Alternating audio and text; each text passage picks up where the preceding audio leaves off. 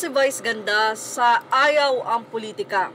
Kumbaga, hindi siya papasok sa nasabi nga pong larangang ito.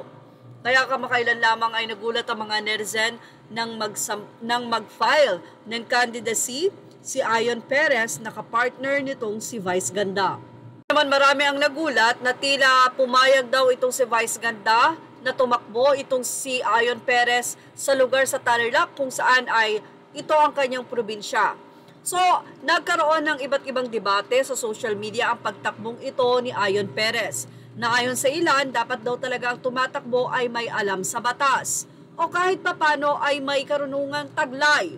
Ang iba naman ay sinabi na mabuti ang puso ni Ayon Perez at sa katunayan ng kanyang pamilya ay tumutulong sa Tarlac.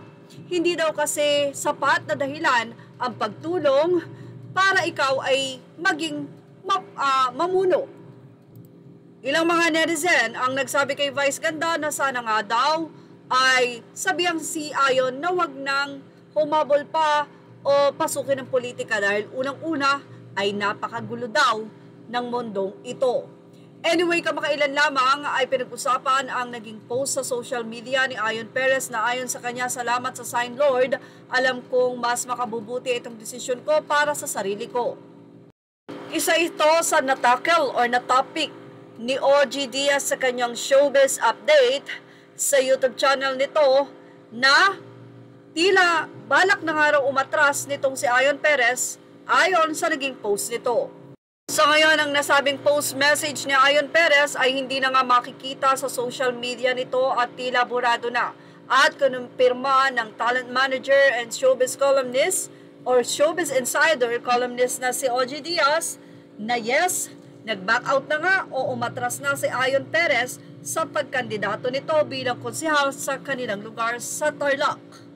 Marami ang nagsabi na good decision daw ang ginawa ni Ayon Perez dahil unang-una hindi lang panahon ang mawawala sa kanya dahil sa pagkakakandidato kundi talaga namang limpak-limpak na salapi ang kailangan niyang bitawan dito.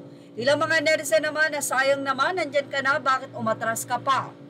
Okay, ayon sa kanila, sigurado daw na malaki ang naging ambag ni Vice Ganda para umatras ang nasabi nga pong si Ayon Perez sa kanyang pagkandidato bilang konsehal. Mahirap naman talaga dahil baka hindi rin siya maasikaso ni Vice at busy rin ito sa karerang mayroon ito ngayon. Sa ng mga netizen, okay yan Ayon. At least, hindi nasasakit ang ulo mo.